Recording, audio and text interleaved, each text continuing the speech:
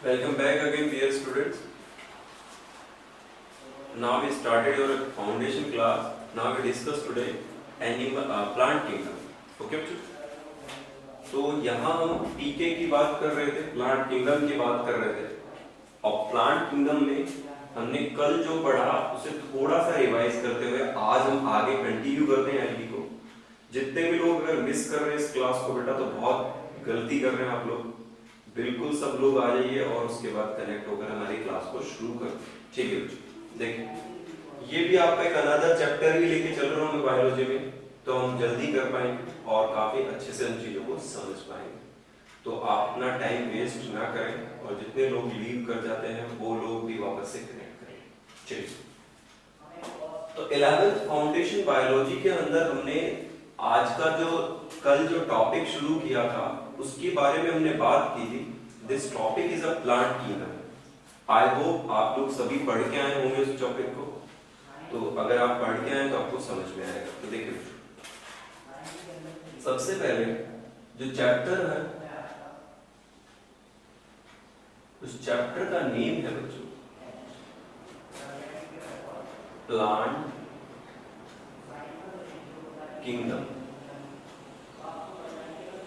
Mention कर लीजिए बच्चों, प्लांट किंगडम. सबसे पहले पीके देखिए, this chapter is a basic of your botany. ये आपका कॉन्सेप्ट बिल्डिंग चैप्टर है और बॉटनी के कॉन्सेप्ट को क्लियर करता है. अगर आपको ये चैप्टर समझ में आ जाता है तो यू कैन डू इट. आप सब कुछ कर सकते हो अबाउट द प्लांट्स. तो इस चैप्टर में प्लांट किंगडम में जब हम बात करते हैं तो सबसे पहले बात सर किंगडम की आई है. तो व्हाट इज किंगडम? तो देखो बच्चों, आप लोगों ने जब थोड़ा बहुत टैक्सोनॉमी के बारे में सुना होगा तो टैक्सोनॉमी में कुछ टैक्सोनॉमी हायरार्कीज होते हैं जिनके बेस पर हम किसी भी चीज का डिवीजन कर सकते हैं कॉम्प्लेक्स टू सिंपलर तक. यानी किसी भी व्यक्ति का आइडेंटिफिकेशन, किसी भी इंडिविजुअल का जो आइडेंटिफिकेशन होता है वो हम क्लियरिफाई कर पाते हैं उसके क्लासिफिकेशन के बेस पर. तो सबसे पहले क्या चीज है, सपोज दैट देखिए ये किंगडम वर्ड एक्चुअली आया कहां से. तो किंगडम कैसे आया, देखिए जब भी किसी ऑर्गेनिज्म का क्लासिफिकेशन होता है, ऑर्गेनिज्म का क्या होता है बच्चों, क्लासिफिकेशन होता है, तो उस ऑर्गेनिज्म के क्लासिफिकेशन में क्या क्या चीजें मेंशन होती है. पहला किंगडम, दूसरा फाइलम, तीसरा क्लास, ऑर्डर, फैमिली, जीनस और स्पीशीज. ठीक है बच्चों, ये कुछ टैक्सोनॉमी की रैंक्स हैं. हायरार्की में आप पढ़ेंगे जो कॉम्प्लेक्स यानी सबसे बड़ा कौन है दुनिया में, किंगडम. उसके बाद फाइलम, उससे छोटा कौन है, क्लास, उससे छोटी कौन है, ऑर्डर, फिर फैमिली, फिर जीनस और फिर स्पीशीज. यानी अगर मैं खुद का एक क्लासिफिकेशन करूं तो ये सारी चीजें मैं अपने आप को फिट कर सकता हूं. Kingdom animalia, phylum chordata, class mammalia, order primata, family hominidae, genus homo, species sapiens. Clear है बच्चों? यानी ये हमारी एक कुंडली है जिससे हम किसी का भी पता लगा सकते हैं कि हम किस इंडिविजुअल के ऊपर बात करने वाले हैं. गॉट इट बच्चा? तो सर किंगडम वर्ड क्यों लिया गया? बिकॉज पूरी दुनिया में जो लिविंग ऑर्गेनिजम्स हैं, जब भी लिविंग की बात चलती है बच्चों, तो वो लिविंग ऑर्गेनिजम्स को दो क्लास में, दो किंगडम्स में क्लासिफाई किया गया है. Living, living. तो लिविंग कौन कौन है? एक तो कौन है बच्चों, प्लांट, और एक कौन है बच्चों, एनिमल. क्लियर? तो लिविंग की जब बात करोगे तो बेटा देखो, एक को आपने क्या कहा, प्लांट्स, और एक को क्या कहा आपने, एनिमल्स। तो प्लांट्स की पूरी एक दुनिया है अपनी, और एनिमल्स की भी अपनी एक दुनिया है। तो जब प्लांट्स की दुनिया है तो उसके लिए लिख दो आप पीके, और एनिमल के लिए एक दुनिया है तो उसके लिए आप कह दो ईके। आपके एनसीईआरटी में दोनों चैप्टर्स हैं, पीके भी है और एके भी है, तो यानी प्लांट किंगडम भी है और एनिमल किंगडम। तो हम पहले किसको डिस्कस कर रहे हैं बच्चों, प्लांट किंगडम को, उसके बाद डिस्कस करेंगे एनिमल किंगडम। अब सर प्लांट किंगडम हम यहाँ चैप्टर पढ़ रहे हैं, तो हम प्लांट किंगडम के बारे में, प्लांट्स के बारे में जानना चाहिए। तो देखो बच्चों, छोटे से क्लास से हम लोगों को एक डेफिनेशन बता दी गई है प्लांट्स की, कि प्लांट्स ये होते हैं, लेकिन एक्चुअली वो हमारे यहाँ पर आके इस फॉर्मेट में फिट नहीं होते।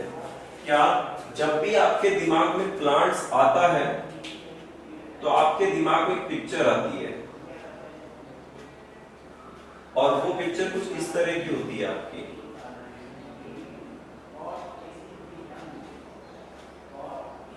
ठीक है बच्चों? हाँ सर, कुछ ऐसी ही होती है। ये हमारा एक प्लांट है जिसकी एक पिक्चर है। एक्चुअली हमने बचपन से ऐसा ही प्लांट देखा है। तो अगर मैं इस प्लांट की बात करूं तो इसके पास रूट भी है, इसके पास स्टेम भी है, इसके पास लीव्स भी है, इसके पास फ्रूट भी है, इसके पास फ्लावर भी है।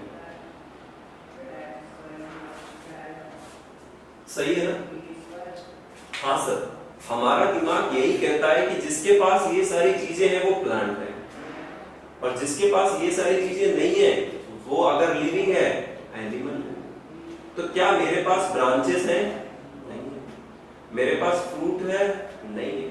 मेरे पास फ्लावर है? नहीं है। मेरे पास लीव्स भी नहीं है, तो मैं एनिमल।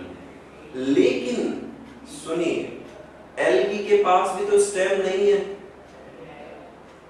एल्गी के पास भी तो रूट नहीं है, एल्गी के पास भी डिफरेंशिएट लीव्स नहीं है, एल्गी के पास भी तो फ्लावर नहीं है, एल्गी के पास भी तो फ्रूट नहीं है, लेकिन फिर भी वो एक प्लांट है। फिर भी वो एक क्या है बच्चों? प्लांट है। कैसे है? तो सुनो, प्लांट का एक इजी डेफिनेशन कर लेते हैं। प्लांट्स में सर वो सब प्लांट्स हैं जिनके पास फोटोसिंथेटिक ऑर्गन, क्लोरोप्लास्ट। अभी क्लास में पढ़ा हमने क्लोरोप्लास्ट है।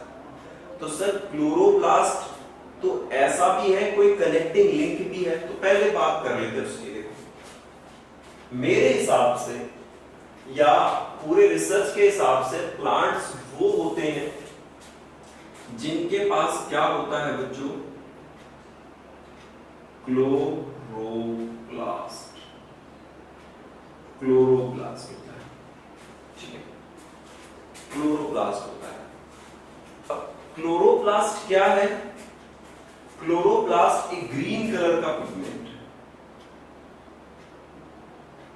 ग्रीन कलर पिगमेंट,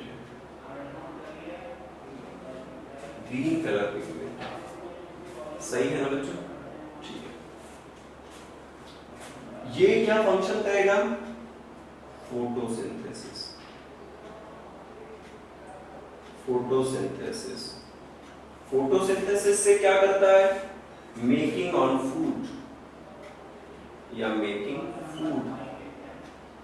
ये खुद का खाना बनाता है। मेकिंग फूड, ये अपना खाना बनाता है। इतना क्लियर है क्या? क्लियर? आप सुनो मेरी बात, मुझे बताओ बच्चों, क्लोरोप्लास्ट ग्रीन कलर का है, फोटोसिंथेटिक है, मेकिंग फूड है। तो क्या सब सारे प्लांट्स में ही क्लोरोप्लास्ट है? हाँ, योर आंसर इज हाँ। कि सर सारे प्लांट्स में क्लोरोप्लास्ट है। क्या कोई एक ऐसा एनिमल भी है जो क्लोरोप्लास्ट रखता हो? तो मैं उसका आंसर कर रहा हूं बेटा यूग्लिना। यूग्लिना, यूग्लिना क्या नाम है उसका बच्चों? Euglena. Euglena plant like character भी रखता है और एनिमल लाइक कैरेक्टर भी रखता है। तो आपका एक क्वेश्चन बड़ा अच्छा सॉल्व होने वाला है यहाँ पे, which is known as connecting link between plant and animals. तो योर आंसर इज यूग्लिना। बिल्कुल सही। क्या होगा बच्चों आपका आंसर? यूग्लिना। तो हम लिख लेते हैं इस बात को, सुनिए। Euglena is connecting link between plants and animal. Euglena is connecting link between plants and animal. इतना ठीक है, समझ में आ रही है ये वाली बात कि सर यूग्लिना एक कनेक्टिंग लिंक है बिटवीन प्लांट और एनिमल्स। ऐसा क्यों? जब सनलाइट की अपीयरेंस होती है, जब सनलाइट प्रेजेंट होती है, तो यूग्लिना फोटोसिंथेसिस कर लेता है, पानी में पाया जाता है। और जब वो डेप्थ में चला जाता है जहां सनलाइट प्रेजेंस नहीं होता है, तो वो हेट्रोट्रॉपिक हो जाता है, कुछ स्मॉल प्लैंक्टन्स को खाने लग जाता है। तो it showed two type of feeding, autotrophic और हेट्रोट्रॉपिक। इसलिए उसको किस किस की कनेक्टिंग लिंक कहा गया बच्चों? प्लांट्स की और एनिमल्स की। क्लियर है यहां तक की बातें? चलिए, अब यहां से सर हमारा थोड़ा सा बिल्डअप हो चुका है कि एक्चुअली प्लांट्स ऐसे होते हैं, और प्लांट्स के लिए अगर हमसे कोई पूछे तो प्लांट्स आर फोटोसिंथेटिक, इतना बता देना है बच्चों, ठीक है? कि प्लांट्स फोटोसिंथेटिक होते हैं और वो फोटोसिंथेसिस करते हैं। अब आगे समझिए, आगे क्या समझना है हम लोगों को कि यहां से कि प्लांट्स के टाइप्स कितने होते हैं। तो प्लांट्स 5 टाइप्स के होते हैं बच्चों। प्लांट्स कितने टाइप के होते हैं? 5 टाइप के। तो देखिए सबसे पहले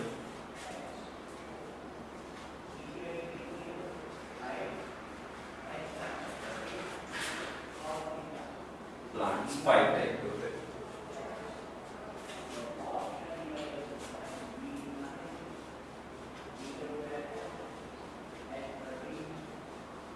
देखिए, आप सबसे पहले बात करते हैं प्लांट्स 5 टाइप के होते हैं। तो मैं लिख देता हूं टाइप्स ऑफ प्लांट्स, ठीक है बच्चों? तो सबसे पहला टाइप जो हम कल डिस्कस कर रहे थे, आज उसे डिस्कस करेंगे आगे। बस थोड़ा सा एक बार क्लियर करने पर, एल्गी। एल्गी।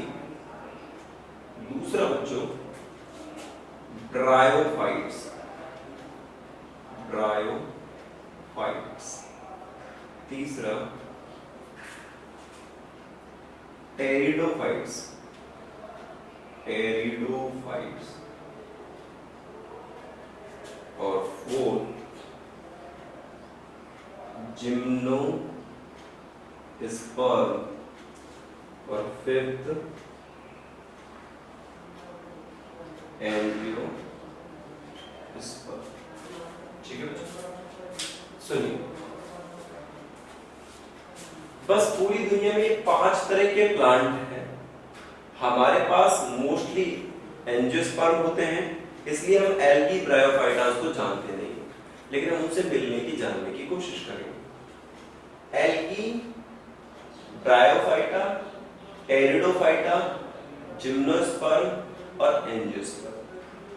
आपके 11th के कोर्स में हम शुरू के 4 वालों को तो डिटेल में पढ़ेंगे, पांचवे को डिटेल में नहीं पढ़ेंगे। रीजन क्या है? क्योंकि 12th क्लास में आपको एंजियोस्पर्म का पूरा डिटेल पढ़ना है सेकंड चैप्टर में, जिसका नाम है reproduction in flowering plants. Clear है बच्चों? तो 11th में हम कितने पढ़ेंगे? एल्गी, ब्रायोफाइटा, टेरिडोफाइटा, जिम्नोस्पर्म और एंजियोस्पर्म।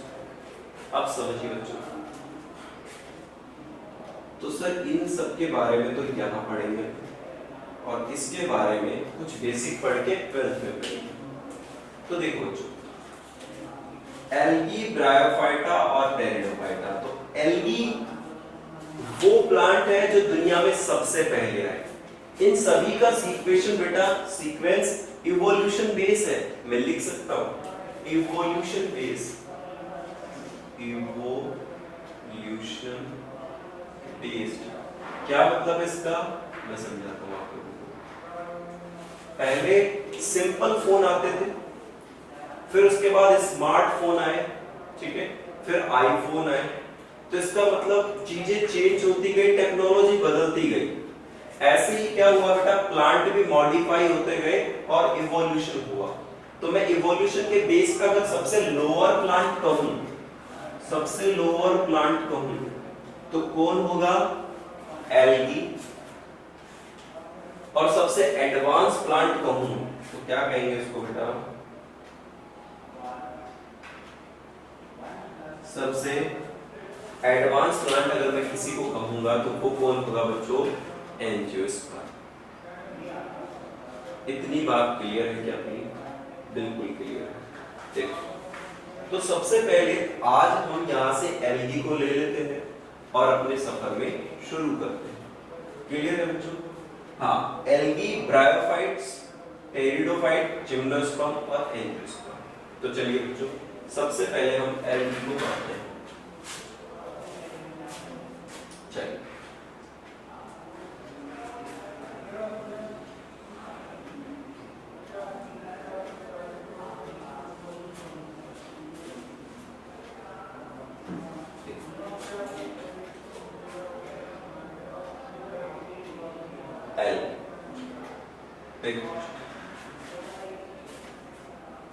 सबसे पहले हमें इंट्रोड्यूस करना है कि एल्गी को हमने कभी देखा है? हाँ, हम सभी ने एल्गी को देखा है, कभी ना कभी, रोज कहीं ना कहीं हमने देखा है। एल्गी को आप पॉन्ड वाटर में देख सकते हो, एल्गी को आप सीवरेज में देख सकते हो, एल्गी को आप अपने घर के आसपास कोई छोटी नालियां हैं वहां देख सकते हो, एल्गी को आप अपने वाटर टैंक में भी देख सकते हो। जब हम वाटर टैंक की सफाई करते हैं तो कई बार वहां ग्रीनिश कलर का कुछ लगा हुआ रहता है, एक्चुअली वो एल्गी है। क्या है बच्चों? वो एल्गी। तो एल्गी सर बेनिफिशियल है या हार्मफुल है? तो बेटा दोनों इंपैक्ट होते हैं इसके। कुछ एल्गी हार्मफुल होती है और कुछ एल्गी बेनिफिशियल होती है। क्लियर है? तो सबसे पहले एल्गी का क्या है और कैसे आया और क्यों बना। तो देखो, अगर हम एल्गी की बात करें तो इसका स्टडी कहलाता है एल्गोलॉजी या फाइकोलॉजी। लिख लीजिए बच्चों, the study of algae is known as algology और फाइकोलॉजी।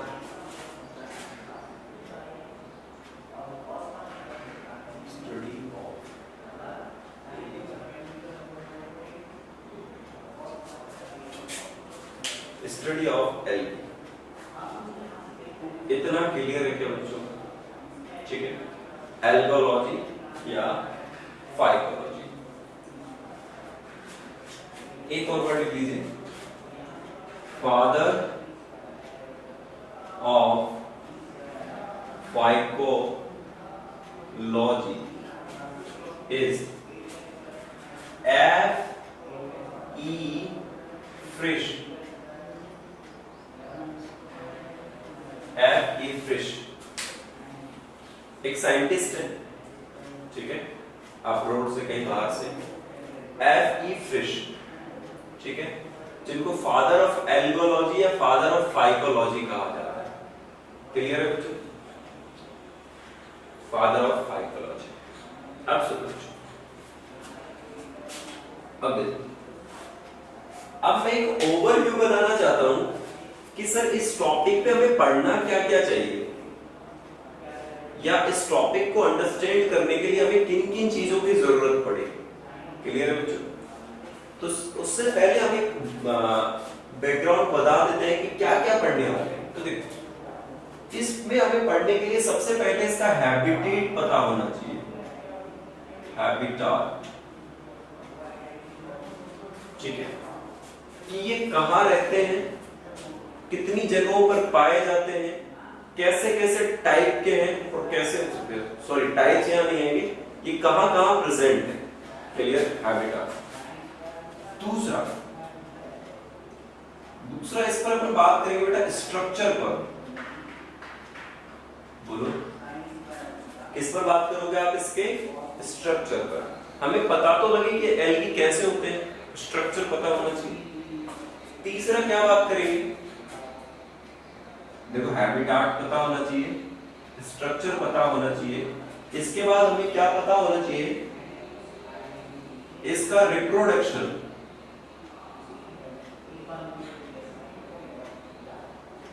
इसका क्या पता होना चाहिए बेटा? रिप्रोडक्शन।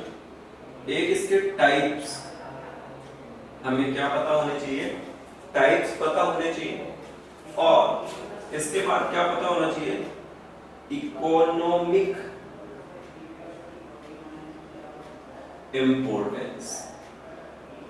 बस ये 5 चीजों के बारे में हमें पता हो तो काम बन जाएगा।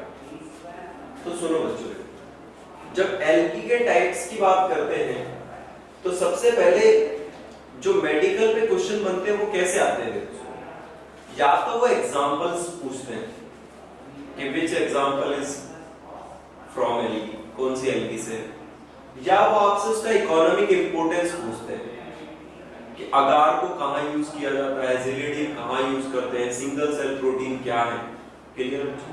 ये पता होना चाहिए। तो इकोनॉमिक इंपोर्टेंस और इनका जो एग्जांपल्स हैं वो काफी मेजरली एग्जाम में आते हैं।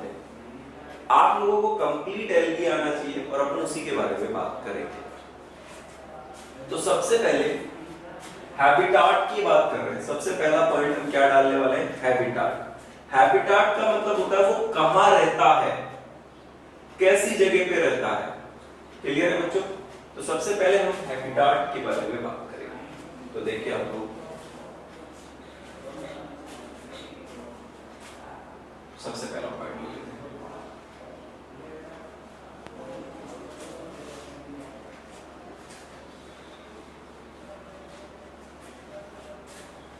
तो एल्गी बेटा वाटर में प्रेजेंट होते हैं, एक्वेटिक, मोस्टली एक्वेटिक। एक्वेटिक, ठीक है। अब एक्वेटिक भी 2 टाइप का आ जाता है, फ्रेश वाटर और मरीन। तो देखो, कुछ फ्रेश वाटर भी होते हैं और कुछ मराइन वाटर में भी होते हैं।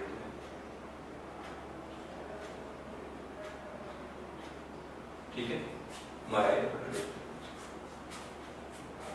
जहां फ्रेश वाटर और मराइन वाटर मिल जाए एक जगह, आपने पढ़ा होगा डेल्टा, जहां पर फ्रेश वाटर और मराइन वाटर मिल जाता है उस वाटर को कहते हैं ब्रैकिश वाटर। मेंशन कर ले सर, ये ब्रैकिश वाटर में भी मिलते हैं, ब्रैकिश वाटर में भी मिलते हैं, ब्रैकिश वाटर में। ठीक है, जहां मिक्स हो मराइन का और फ्रेश का उसे क्या कहेंगे? Brackish water. आगे बात करो बच्चों,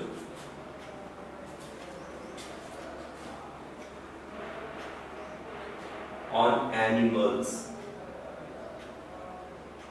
और कल हमने एक पिक्चर भी देखा था स्लॉथ बियर का, कि वो कुछ एनिमल्स की बॉडी पर भी पाए जाते हैं। वो बहुत स्लो होते हैं, बहुत ही सुस्त होते हैं, इसीलिए उनकी बॉडी पर वो एल्गी जमा हो जाते हैं। ठीक है बच्चों, तो यहां तक हमें समझ में आया कि सर मोस्टली एक्वेटिक है, फ्रेश वाटर है, मराइन वाटर है, ब्रैकिश वाटर है और कुछ एनिमल्स पर भी पाए जाते हैं। तो बेटा हैबिटाट क्लियर हो रहा है आप लोगों को? क्लियर कि सर ये मराइन भी है, ब्रैकिश वाटर में भी है और एनिमल्स में भी है। अब आगे क्या बात करने वाले हैं अपन यहां से, एक पॉइंट और लिखें इसके लिए बेटा, ये यूनिसेलुलर और मल्टी सेलुलर भी हो सकते हैं। कैसे कैसे है बच्चों? ये यूनिसेलुलर एंड मल्टी सेलुलर हो सकता है। कैसे होते हैं बच्चों ये यूनिसेलुलर एंड मल्टी सेलुलर हो सकते हैं। ठीक है, समझ में आ रहा है ना यहां तक का? यूनिसेलुलर एंड मल्टी सेलुलर, इसका क्या मतलब है? जो सिंगल सेल से बना है वो यूनिसेलुलर, और जो मल्टीपल नंबर ऑफ सेल से बना है उसे क्या कहेंगे अपन बच्चों? Multi cellular. क्लियर है यहां तक की बात? ओके, अब सुनिए बच्चों, सर हमने जब हैबिटाट की बात कर ली तो क्यों ना हम स्ट्रक्चर की भी बात कर लें? किसकी बात कर लें? स्ट्रक्चर की। बताओ यहां तक कोई प्रॉब्लम नहीं आई थी? ओके, अब देखिए बच्चों, दूसरा टॉपिक है हैबिटेट के बारे में। इसको क्या कहते हैं अपन लोग? इसको कहते हैं बेटा स्ट्रक्चर। स्ट्रक्चर, ये लाइन बहुत इंपॉर्टेंट है एल्गीज को जानने के लिए। Algae do not have true roots, stem and leaves. ना उनके पास जड़ होती है, ना पत्तियां होती है, ना तना होता है। फिर वो कैसे प्लांट्स होते हैं? They are thallus like. Which type of? थैला, थैलस लाइक। ठीक है, तो thallus like structure. Algae do not have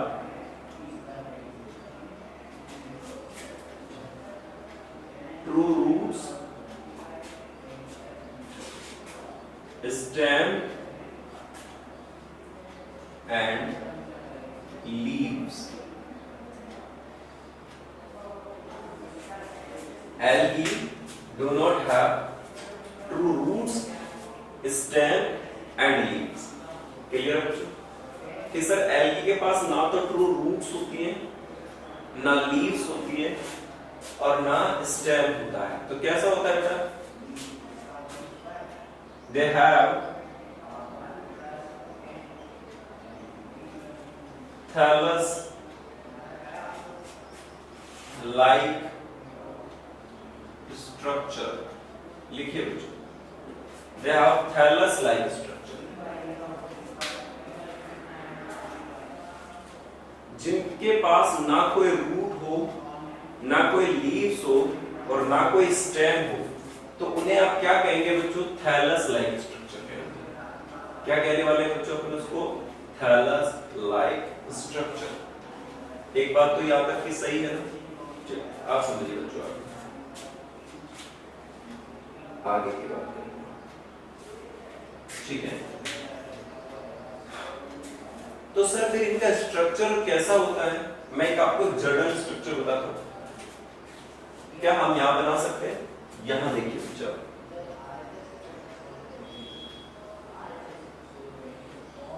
ये कुछ फिक्स होते हैं, कुछ फिक्स नहीं होते, यानी कुछ का साइज स्टेबल होता है, कुछ का साइज स्टेबल नहीं होता है। तो यहां अगर आप देखें तो सबसे पहले इनके सराउंडिंग एक आउटर बाउंड्री है। कैसा है बच्चों? आउटर बाउंड्री है। ठीक है, कैसा है बच्चों? आउटर बाउंड्री है। तो यहां आउटर बाउंड्री है, तो ये क्या है बेटा? Cell wall. क्या होगा बच्चों? ये सेल वॉल। ओके, इनके पास फोटोसिंथेटिक पिगमेंट्स है। क्या है बच्चों? Photosynthetic pigments. तो कह सकते हैं क्लोरोप्लास्ट, प्लास्ट भी है, ठीक है बच्चों। जिसका स्ट्रक्चर फिक्स ना हो, जिसका स्ट्रक्चर फिक्स ना हो, उसे आप क्या कहोगे बच्चों? Thallus like, thallus like structure, thallus like structure. और ये किसके लिए है बेटा? एल्गी के लिए। मेंशन कर लीजिए आप लोग, thallus like structure, cell wall है और क्लोरोप्लास्ट है इनके पास। क्लियर है यहाँ तक का? चलिए आप देखो, सुनिए, अगर हम देखें तो सर अब हमें टाइप्स भी पता होने चाहिए कि एल्गी कितने टाइप्स के होते हैं और कैसे कैसे होते हैं। तो देखिए बच्चों, अगर हम एल्गी के कुछ टाइप्स की बात करें तो देखिए, मैं यहां से हटा देता हूं। हमने फर्स्ट पॉइंट क्लियर कर लिया, हैबिटाट। सेकंड स्ट्रक्चर की बात कर चुके हैं। Now we discuss types. Okay,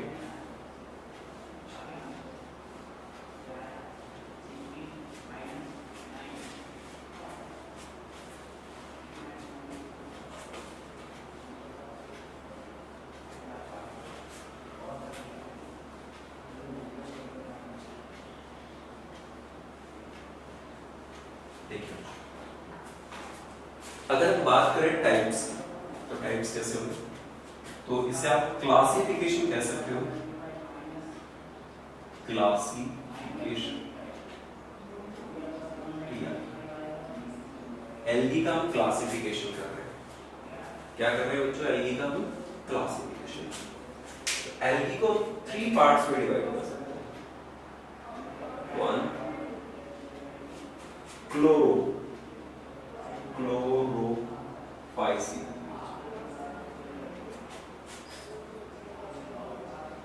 क्लोरोफाइसिन।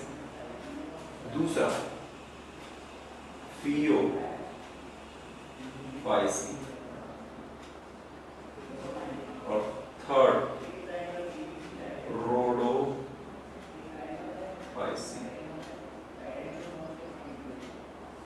क्लोरोफाइसिन, phaeophyceae and rhodophyceae. I think 3 type का हो गया बच्चों, क्लोरो, फियो और रोडो। क्लोरोफाइसिन क्या आगे लिखे बच्चों?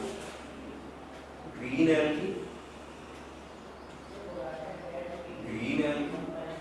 फियो क्या आगे लिखो बच्चों? Brown algae. और रोडो क्या आगे लिखो बच्चों? Red algae. ये लीजिए,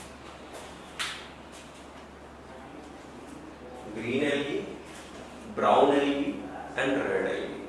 तो सर हमें 3 टाइप की एल्गीज देखने को मिलती है, ठीक है। On the basis of pigments, किसके बेस पर है बच्चों? ये पिगमेंट्स के बेस पर, क्योंकि एक ग्रीन कलर का अपीयरेंस देते हैं, एक ब्राउन कलर का अपीयरेंस देते हैं और एक रेड कलर का अपीयरेंस देते हैं, ठीक है बच्चों। अब इनके पास स्पेशल टाइप ऑफ पिगमेंट्स हैं। क्या है बच्चों इनके पास? Special type of pigments. उन स्पेशल टाइप ऑफ पिगमेंट्स की वजह से ही ये हमें ऐसा ऐसा कलर दे पाते हैं। तो हम सबसे पहले क्लोरोफाइसी की बात करने वाले हैं। किसकी बात करने वाले हैं बच्चों? क्लोरोफाइसी यानी ग्रीन एल्गी। तो आप लोगों ने सबसे पहले देखा होगा कि जो क्लोरोफाइसी या ग्रीन एल्गी होते हैं, उनके अंदर जो ग्रीन कलर है वो एक क्लोरोफिल की वजह से, और उस क्लोरोफिल का नाम है क्लोरोफिल ए एंड बी। देखो बच्चों, हम जो क्लास पढ़ रहे हैं क्लोरोप्लास्ट, मैं वहां आपको बताने वाला हूं, एक तो होता है यूनिवर्सल पिगमेंट और एक होता है असेसिव पिगमेंट। 2 चीजें समझ लीजिए, फिर आपको और क्लियर हो जाएगा। तो देखो, क्लोरोफिल, फिर पिगमेंट्स, ये थोड़ा ऐड इंफॉर्मेशन है, उसको समझो। क्लोरोफिल पिगमेंट्स 2 टाइप के होते हैं। एक तो होता है यूनिवर्सल, यूनिवर्सल पिगमेंट, पिगमेंट्स, ठीक है। और यूनिवर्सल पिगमेंट को अपन क्या कहते हैं? Chlorophyll A, chlorophyll A. और एक होता है एक्सेसरी पिगमेंट्स, वो कौन कौन से होते हैं? क्लोरोफिल बी, सी, डी, ई। क्लियर है बच्चों? ठीक है।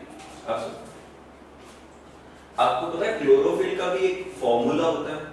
नहीं पता? देखिए बच्चों, तो क्लोरोफिल का एक फॉर्मूला भी आप याद रखें। मैं यहां लिख रहा हूं ब्लैक कलर से, ब्लू से, कार्बन